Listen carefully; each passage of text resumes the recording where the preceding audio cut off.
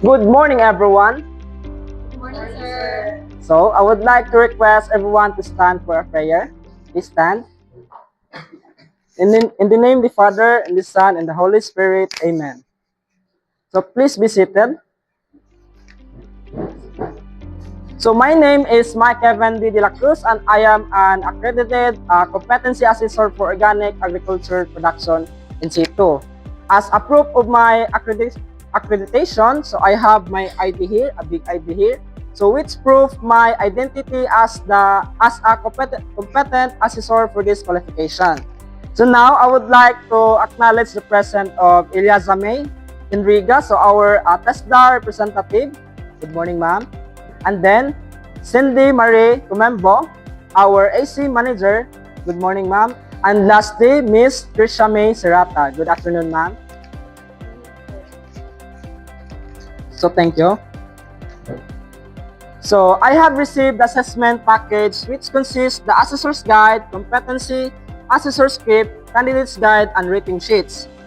So you don't have to worry about their presence because they are only here to oversee and check if the conduct of competency assessment is in accordance with prescribed competency assessment methodology and procedures.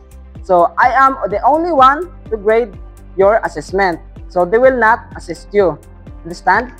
Yes, sir. Okay. So before we start, so let me first check your attendance.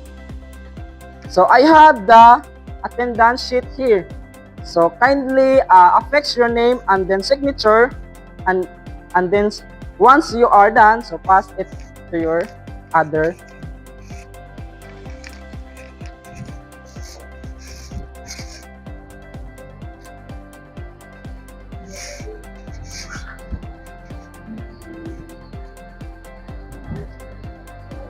Alright, so please submit the attendance sheet if you are done. Thank you. So kindly present and submit your admission slip once I call your name. So Miss Arong. Okay, thank you. Miss Anyo Nuevo.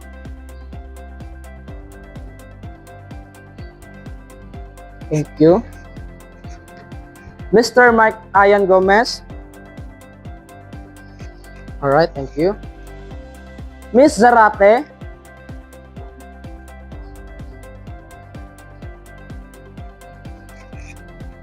Alright, thank you. And Miss Cory.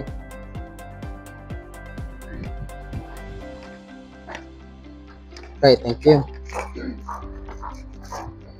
So I have here with me your accomplished self-assessment guide. So this is an indication that you know and can perform all units of competency enumerated in this qualification. So alright, so to put us all together in the right perspective, so there is a need for us to have common understanding of notion of assessment. So what is assessment? So assessment is a process of collecting evidence and making judgment or whether or not the competency has been achieved. So I would like to welcome you all our competency assessment for organic agriculture in situ. Welcome. So the purpose of this assessment is to conduct skills audit, monitor your performance at work, determine the level of your competency, and lastly is classify yourself against industry or enterprise standard. So qualification or unit of competency is assessed are basic, common, and core competency. Today, I'm going to administer competency assessment for organic agriculture production in situ is the qualification level with core competency, namely raise organic chicken, produce organic vegetable, produce organic fertilizer, and produce organic concoctions and extract. So for organic agriculture production in situ, so you are expected to perform the following tasks. One is raise organic chicken, produce organic vegetable, produce organic fertilizer, and then produce organic concoction and extract. So I will collect evidence through demonstration, observation with oral questioning and written tests. These assessment methods can help measure your underpinning knowledge and skills. For your personal needs, so you can take your meal in the canteen located at the student center, and there are comfort rooms located in all buildings here in SLSU. So once the assessment has started, so you cannot go out unless you have a valid reason and approved from the assessor, which is me. So if you have difficulty reading or understanding the instructions, so don't be afraid to ask me for help so that I can explain to you, or if you are having hard time reading in English, so I could translate that into your local language, which is Bisaya. So if you have any concerns or questions and there is a need for you to clarify the matter concerning the assessment, so you may ask me or to raise your hand because I am willing to assist you. However, so once the assessment is started, so please refrain from asking questions because it is no longer allowed. So if you have complaints regarding the outcomes of the assessment, so you have the right to appeal. Your appeal should be written on the papers with the signs of you and your assessor, which is me. So you can pass it to the TESDA provincial office where the assessment center and assessor are accredited. So for issuance of national certificate or certificate of competency, so you can claim it to the provincial office after 5 working days. So you will also be notified in your active Gmail account once the certificate is received. So but you will be only notified at your Gmail account if the assessment center finds you competent for your qualification that has been assessed. So bring it to the TESDA provincial office for sealing and authentication. So if not yet competent, the certificate of competency or certificate of training will be sent in your email within the same time frame.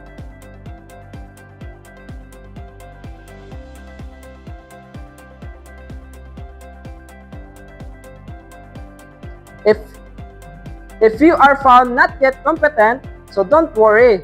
So about it is you can be reassessed anytime for your convenience. So in case the assessment is a full qualification, so you will undergo the whole assessment process. However, if you are found competent in your some unit competency, the assessment will just focus on the unit of competency that you will found to be not yet competent. If you fail 2 consecutive assessments, you are advised to take refresher course before applying the reassessment. For OEHS, so kindly observe safety including proper handling of tools, identifying, evaluating, and controlling hazard and risk, and maintaining OH awareness. So if in case an accident occurs, please call my attention right away so that proper first aid will administer should we need a rush. So we have the first aid cabinet on the right side of the hallway. With the result of your assessment, so we observe a strict confidentiality to ensure your integrity. So this result is only made available to the authorized personnel and to the institution where you had your actual training. So the assessment package will be placed in a sealed and secure area. So do not share any clues or information regarding the assessment to anyone. So if you have no question, I will now introduce you the specific instruction for the candidates.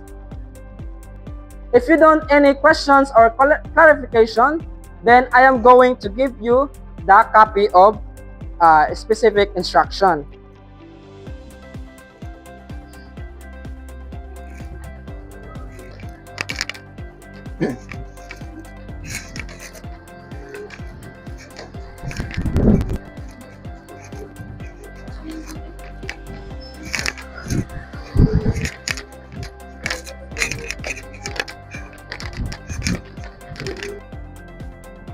So please read them carefully. So if you have any questions, so please ask me.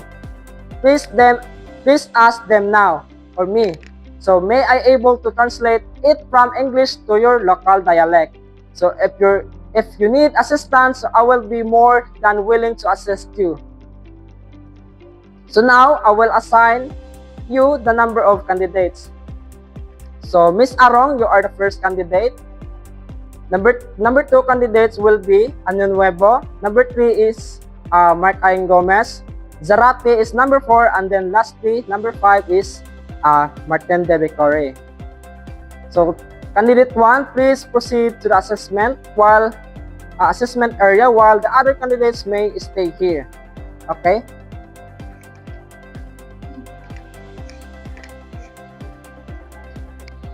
Okay, candidate number 1, so welcome. So this is your assessment area. So wherein you will perform plant seedling and perform plant care management under the unit of competency produce organic vegetable.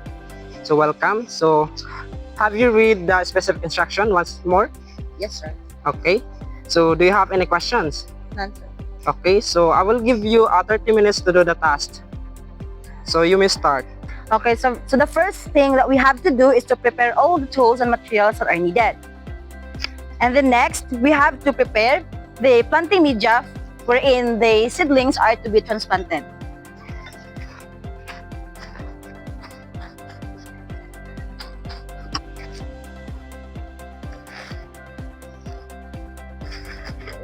And then next, we have to transfer the seedlings to the planting media, which is this pot.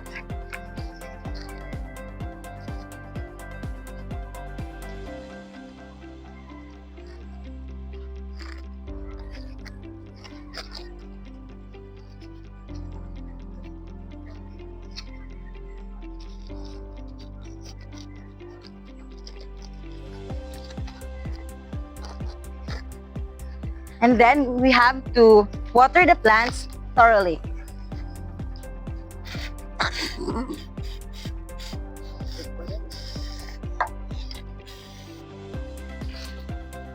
And then of course, we have to apply fertilizers for its growth.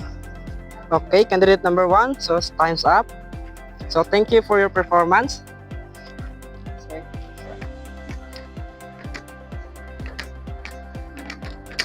Now, candidate 1 is done. So please, candidate 2, please proceed to the assessment area. Okay, candidate number 2. So this is your assessment area. So wherein you will perform planting seed and perform plant care management under the unit competency of produce organic vegetable. So have you read the specific instruction once more? Yes, sir. Okay. So do you have any questions?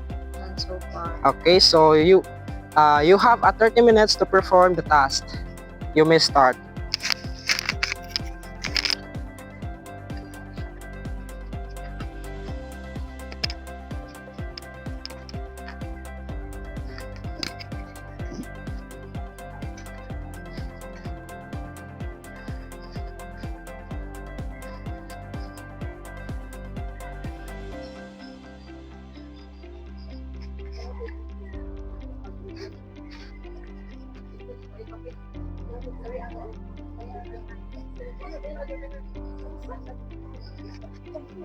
Okay, time's up. Candidate number 2. So your time is up. So thank you for your performance.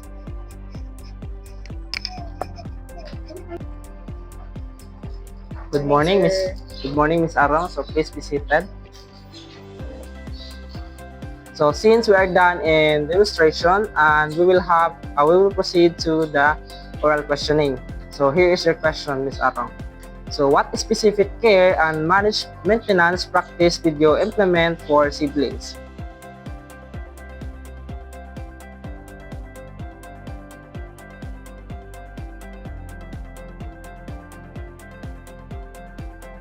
Now that we are done in oral questioning, so I will give you the written test. So please proceed to your seats and wait for my further instruction. Thank you, sir. Okay. Good morning, sir. Good morning, Miss Odessa. So please be seated. Okay, so since we are done with the demonstrations, we will proceed to the oral questions or questioning. So here's your question. So what specific care and maintenance practice did you implement in seedlings?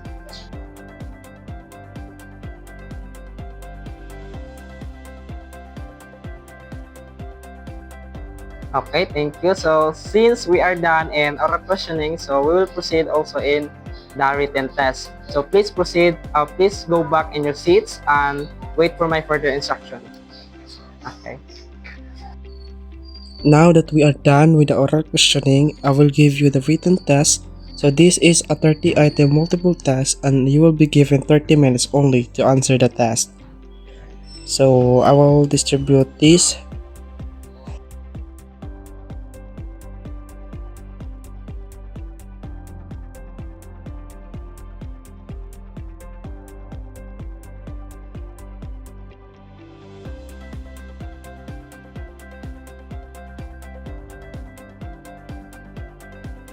Okay, the time is up. So please submit your answer sheets here in front.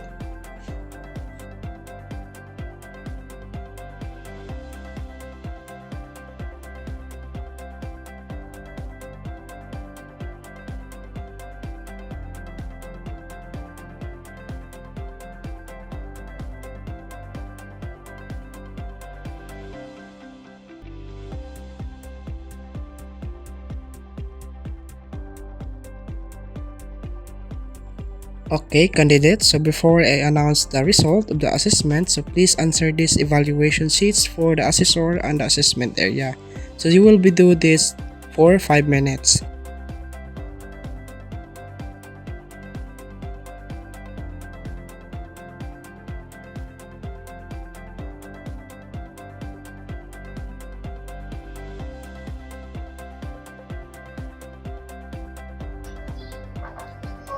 Good morning, Miss Arong. So please be seated. Uh, how do you feel now? I feel relieved because I know I've done my best. So yeah. Based on my observations, it coincides with your opinion, and you are competent in performing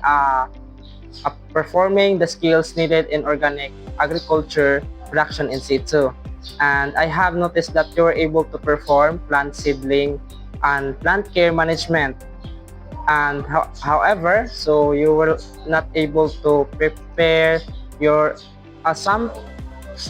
you will not able to prepare some tools and equipments in the assessment. But don't worry because it's just a minor flaw.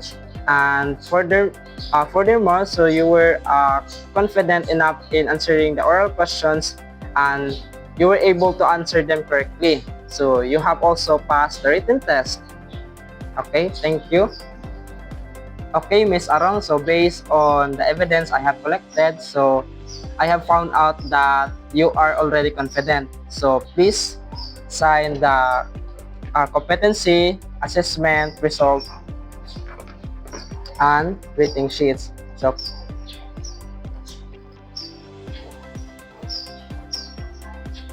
okay, thank you. So congratulations. So you may claim your NC or COCA at the TESTA Provincial Office after 5 working days. Congratulations once again.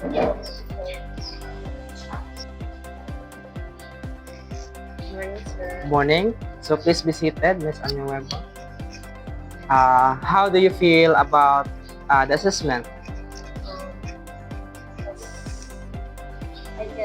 I find it difficult and hard considering that I was not in my focus that time, and I can say that I haven't done well the task given. Okay, so in that manner, so what will you do if you're asked to revise your work and present it again? So if I have the chance to revise my work and present it again, then I would do it perfectly, or not perfectly, but correctly. I will study well and prepare for the assessment again. What did you learn about the session? So I learned about the session is that you have to be focused on doing something, and you have to be prepared and focused on doing something to help us be better, grow better, and help us achieve what we intended, what are the, what we intend to achieve. Okay. So Miss Edessa, so I have noticed that you were not able to perform well the task. Furthermore, so I have noticed that you are not ready to perform the given task we assign to you. So uh, you keep on shuffling the accurate procedures for the task. And during your performance, so I can see that something is bothering you. So that keeps you that keeps you your track and focus. So also, so you are not confident enough in answering the oral questioning, but you were able to sum them correctly. Also, you are not confident enough in answering the oral questions, and but you were able some of them correctly, and you have also passed the written test. So based on the evidence I have collected, so the outcome of the assessment is you are not yet competent. So I'm so sorry. So however, you can reassess anytime as long as you are prepared. So is that okay with you? Yes, sir. Okay. So please sign this written sheet and the competency assessment written summary.